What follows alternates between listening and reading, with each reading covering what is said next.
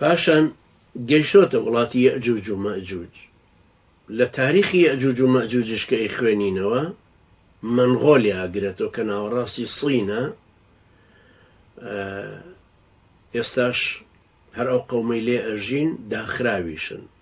بەڵام ئەهلی قیتالن، هجوومیان هێناوە. ئەوانەی لە منغۆلیاوە ترازان قەبلای خان باپیرە گەورەی هەموو ئایلە گەورەکە بۆ سێ بەرەبابی زۆر گەورە لەوانە جیابوونەتەوە. بەرەبابی یەکەم ڕووی کردوتە سین و یابان و ئەوانە و هەتا ئێستاش ئەو چاو بچووکانی کە پێیانەڵین لەوانن زڕێت لە دوای زەڕێت هیان بوو.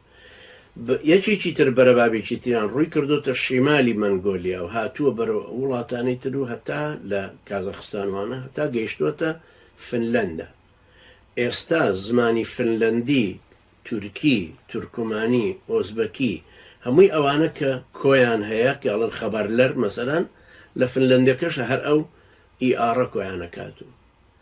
زۆر لە مشتەرەکاتی زمان و لەهجەکانی ئەم قەومانەی کەوتمی شیمال ئەگەڕێتەوە سەر یەک ڕیشەی گەورە، وەک چۆن ئێمە و بەلوچ و فارسوانە گەڕێن و سەر یەک ڕیشە زمان ئەویش وایە. بەرەبابێکی تریان بەرەو ئەمجارە هاتن خوارووی کازاخستان و هاتن بەرەو ئێران و هاتن بەرەو وڵاتانی تری ڕۆژهەڵاتی ئیسلامی کە تۆغرولبەگ موسڵمان بوو لە ڕێگا. لە تۆغرولبەگ عوسمان بوو. عوسمان بیناسازی دەوڵەتی عوسمانی کە دەوڵەتی عوسمانی دروست کرد و ئەوان کە هاتن ڕویان نەکردە بەغدا و عالەمی ئیسلامی، ڕویان کردە ئەرز ڕۆم،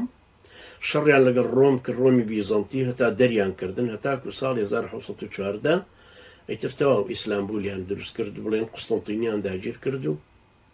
ڕۆمیان بە تەواوی دەرپەڕاند و ئەوتر ئەو وڵاتە بوو بە وڵاتی خۆیان و وڵاتی ئیسلام ناوێنا ئیسلامبول. حکمیشیان بەردەوام بوومایەوە و ئێستا شەزانن کە ئیتر لە دوای حرەکاتی قەومی لە ناویانە دروست بوو. دەوڵەتی عوسمانی زەعیف بوو. ساڵی 1908 سڵتانی عوسمانی لابرا و 1924 مستەفا کەمال هات و وڵاتی تورکیای نوێی دامەزرا. ئەوە سێ بەرەبابی زۆر گەورەی خان، ئەوان خانیان پێوترێت. تەبعاً لە کوردەواری ئێمەیە جاران پێش 100 ساڵ 200 ساڵ لەمە پێشیش خان بۆ پیا بەکارە هات. اسماعیل خانی سمکۆ مەسەلەن، چونکە خان لە ناو ئێرانەکانە هەیە، جاوان پێیانەڵەن خەوانین، مەبەستیشان دەرەبەگە دوایی کتەبەن وەکو مستەڵەحێکی سیاسی. خان پیاوەکانن، خانم ژنەکانن. لە فارسەوە هات بۆ ناو ئەدەبیاتی تورکی پێیانەوت هانم، لەبەرەو ئەوان کە نووسن خەبەرلەر ئەنووسن هەبەرلەر، خ بە ئێچە نووسن. ئەم کەلیمە هانمەشە کە چووە بۆ میسر کە ناوی فڵان هانمە، لە میسریشە تەوان هانمەکە بەکاردێت و ئەمە وردەوەدا کە ئەڕۆینەوە غەیری ئێستای کوردکە لە خان بۆ ژن بەکاری دێنێ. ئەو حەبسە خانی نەقیب و ئەو فڵان خانەوە هەروەها ئێستش بۆ احترام کە ئەڵەن ئەوە مەسەلەن نەرگس خانە و ئەوە فاتیمە خانە و لەو بابەتان. ئەم خانە کەلیمەکە گەڕێتەوە بۆسەر ئەم قەومەی منغۆلیا. لەم منغۆلیایەوە ئەسڵی تەتەر و مەغۆل ئێرن. تەتەر و مەغۆل دوو قەبیلەی گەورەی بەرەبابەکانی شیمالن، بەڵام لەبەرەوەی ئەوەندە وەکو یەک بوون، سیمان وەک یەک بووە، هجوومیان و شەڕکردن و ئەو شتانان هەمووی وەکو یەک بووە، خەڵک جای نەکردوونە کامیان تەتەرە کامیان مەغۆلە. ئێستاش لە تاریخە هەر ناوتر کامیان تەتەر و مەغۆلە. ئیبن کەثیرە فەرمێ مەئجوج مەغۆلن، یەئجوج و مەئجوج. بەڵام دلیلێکشمان لەسەر ئەوە نییە، ڕێژی تێ چەکە بڵێن ئەبیشەوێ. ئەم پیاوە بە ڕەزەشی بن عاشور دوای بێ کە ئەمانە ڕوو نەکاتەوە. دوایەوە ئەفەرمێ ئەم مەلیکە ساڵحەی کە باسەکرێم دەسەڵاتدارە ساڵحە پیا و چاکە دادپەروەرەی کە ئیلهامی لە خوای پەروەردگار و بۆ هاتووە و مەسافەیەکی زۆر زۆری وڵاتان و زەمین گرتووە، معلومە کە سەدێکی دروست کردووە ببێ بەڕێگر بەربەست لە ڕێی یەئجوج و مەئجوجە بۆ ئەوەی یەئجوج و مەئجوج دەستیان نەگاتە قەومێکی تر کە هانایان بۆ ئەم ذیلقەرنەی نەهێناوە. کەوا بۆ گەر بگەڕێنەوە سەر ئەو سەدەی کە دروست کراوە ئێستا کە چۆن خوای گەورە فەرمێ لە نێوانی دوو شاخەکەیە ئاسنی تواندەوە و دروستی کرد. ئێستا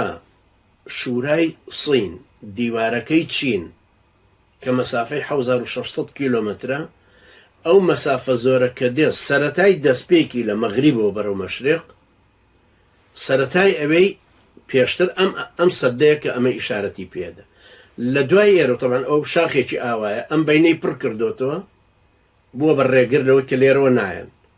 بەسەر شاخکەشە نیانتوانێ سەرکەون ئەم جارە ئەو مەلیکانەی لە دوای ئەمان هاتوو تەمان سووری سین چەندین ئایلێ حاکمە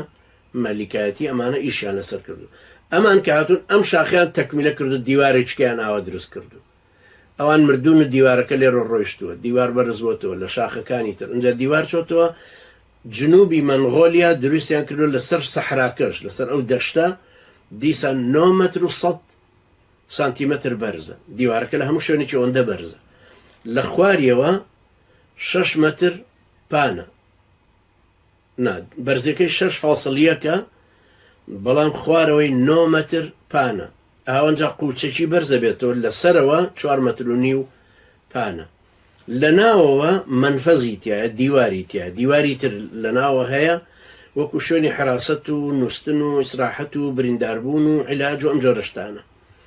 لە بینی هەر 200 مترە قولەیەکی تیا هی مراقەبەکردن شێوەی دیوار دروستکردنەکە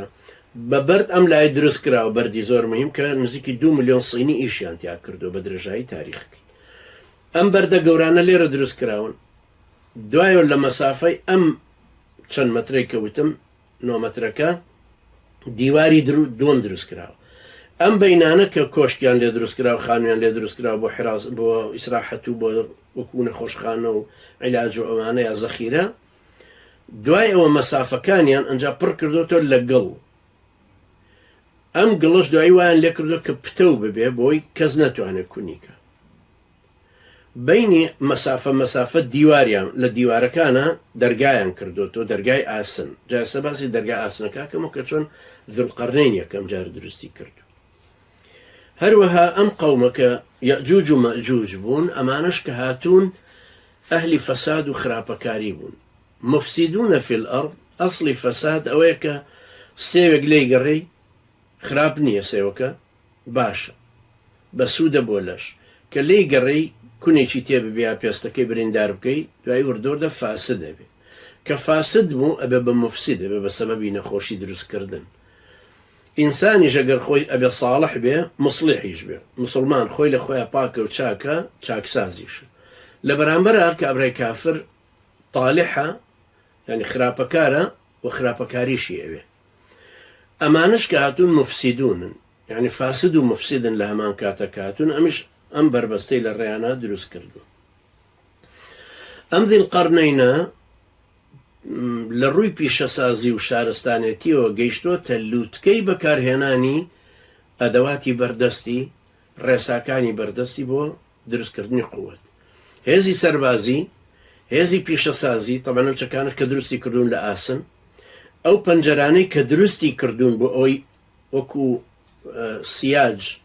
یا وەکو پەرژینێک ئاوەکەی پیا بڕە بەڵام خەڵکی پیانە ڕوە لە ئاسنی تواوە هەمووی دروست کردوون قاڵبی بۆ دروست کردو دوایی مربعات ئاوە دروستی کردو هەتاوەکو خوارەوە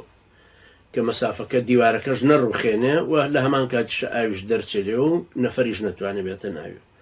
ئەو خیبرە زۆرەش کە هەیەی دوایەوە خیبرەیەکی هەندەسیشی جگە لە پیشەسازیەکە هەیە وردەکارانەی ئیشکردن و داهێنان دیارە ئەو کەسانش کە لەگەڵ یابوون هەمووی ئەهلی حەزارەتێکی پێشکەوتوو بوون